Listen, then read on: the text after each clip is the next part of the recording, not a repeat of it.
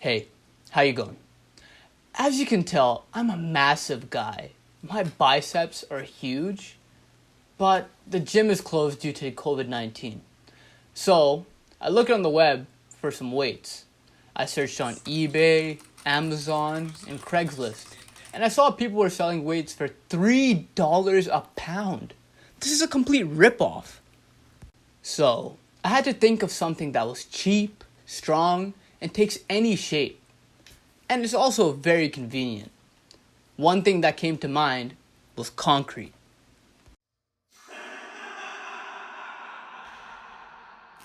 My family recently done some terrible cement work at my house, so I had some leftover cement to make my weights. Many people think that cement is concrete, but cement is just a component of concrete. There are three main components of concrete.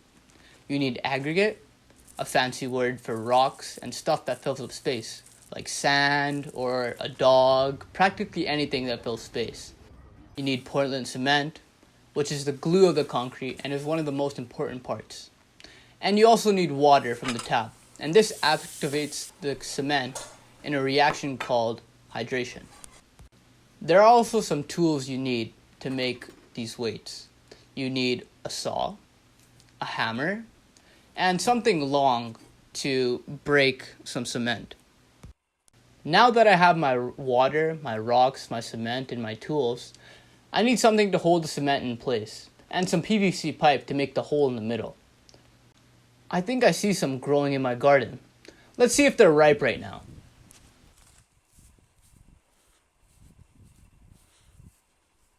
I think this one's way too long, but this small one seems like the right size. Let's go put it on my bar. Take the bar, and then take your PVC. So this is 1-inch PVC.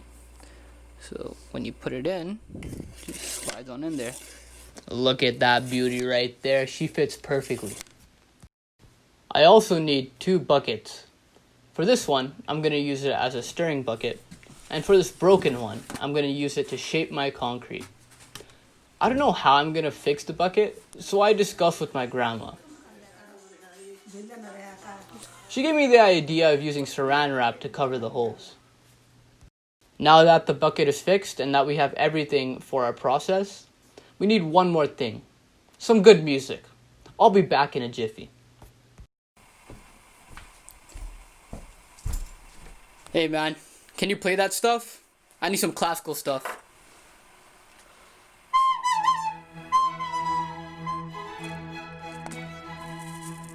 Now, let's fill it with some rocks and cement. Now that I've got them both, I need to put in some water. First, I have to start out slowly putting water, and if I put too much water, my cement will become fragile. Now I start beating the concrete like dough, with something with a good surface area. Right here, I'm using something for gardening. The mixture was tough to move, and the cement was very viscous. Check the weight so that you get the right weight you want. Now that this is fully mixed, I can move it to the next bucket with PVC in the middle.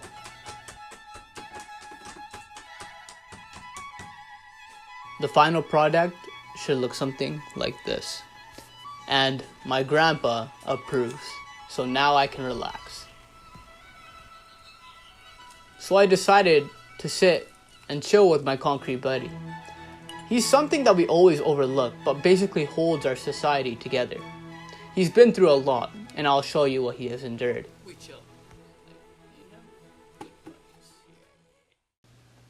First, we start the limestone mines. In the mines, there's limestone at the top that is richer in iron, silica, and aluminum oxide, while limestone at the bottom is purer and contains more calcium carbonate, which is the main component of cement. To get these limestones out of the mines, they use explosives to blow up chunks of limestone. Then these are collected by 50-ton capacity trucks. The rocks are dumped off into the primary crusher, where piano-sized stones are converted to the size of softballs. After that, they are put into the secondary crusher, where the rocks are broken down to the size of golf balls. Pure limestone is crushed separately from the low calcium carbonate limestone, but they are both mixed to make a raw mix, which ratios vary in between cements. The raw mix is loaded into the roller mill, where the factory adds silica, iron, and aluminum oxide. Then the roller grinds the mineral to produce the raw meal, which is a much finer, grainy powder. After that, they are put into a preheater, which raises to temperatures as high as 426 degrees Celsius and 800 degrees Fahrenheit in 40 seconds. This starts the bonding process of minerals. In the preheater, there is the flash calciner, which takes out 95% of the carbon dioxide from the calcium carbonate in 5 seconds. This is the most important part of the process because it creates calcium oxide. Next, the raw meal moves into the rotary kiln, a huge cylindrical furnace that rotates every 2 minutes, and the gas flame at the bottom heats up to 1600 to 1700 degrees Celsius. This fuses the minerals into pieces that are called clinker, and these are the size of marbles. In clinker, there are 4 main components: tricalcium aluminoferrite, which is made by iron, aluminum oxide, and calcium oxide mixing. There is also tricalcium aluminate, which is calcium oxide from the limestone mixing with aluminum oxide. There's also tricalcium silicate and dicalcium silicate.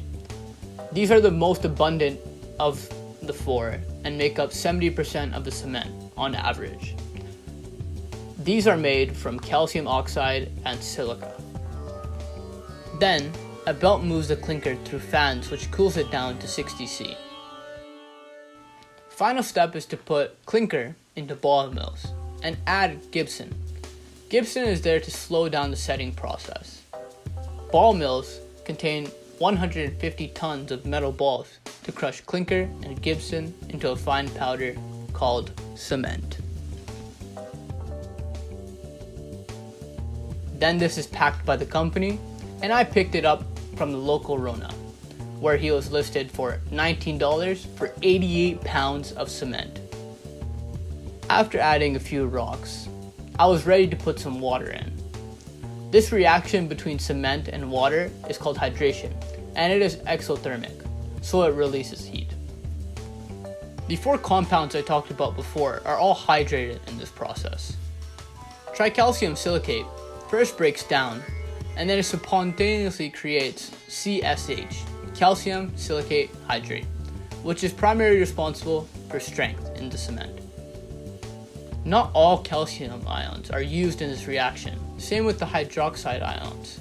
So they make calcium hydroxide, which reacts in the air with the CO2 to create calcium carbonate, which is limestone. Therefore, a lot of older buildings get harder because they get carbonized from the CO2. Dicalcium silicate is practically the exact same as tricalcium silicate in its reaction. Tetracalcium aluminoferrite mixes with water to make stronger compounds and adds strength. This also gives cement the gray color. Tricalcium aluminate mixes with the water and just becomes a hydrate. No breakdown of the molecules. This hydrate becomes a paste which sets fast and usually shrinks the cement. This is often the first compound to hydrate. Gypsum slows down the setting process of tricalcium aluminate, so it usually takes 2 hours to set, but less gypsum that's put in, the faster it sets. And without gypsum, it sets almost instantly. After a long day, I need my sleep.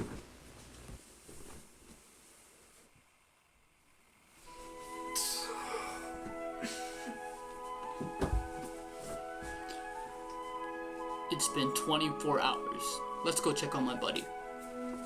I left the gate open for him, so if it rained, he could take cover, which he did. He's now nice, fresh, and solid. The PVC is ready to be cut now, but we first have to get him out of this bucket. I first hit the bucket with the hammer to loosen it. I used light hits because I didn't want to crack the concrete. But I disregarded that when I jumped on it 5 times.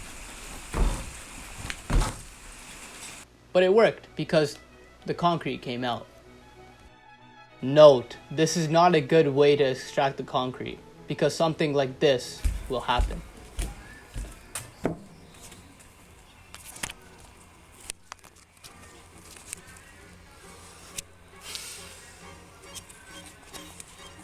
Not that bad, right? But bottom is smashed. Hole has been made. Full side is broken.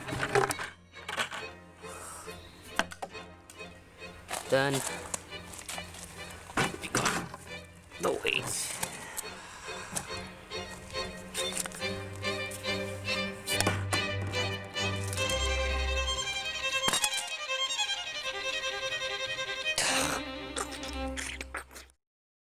Use a hammer and the metal thing to break a hole on the other side. This is so the bar can go completely through the PVC. I weighed it and I got 16.2 pounds, which is what I was aiming for. And that shows a loss of 1.5 pounds and bucket of ring around, 0.5 pounds. Now it's time to cut the PVC.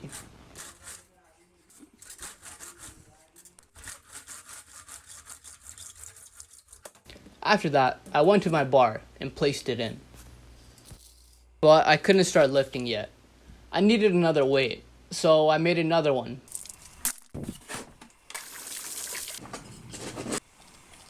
But this time I used some sand.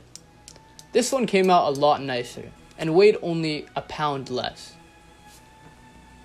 Once both were on the bar, I was ready to lift. This is my first time lifting, so it looks kind of weird.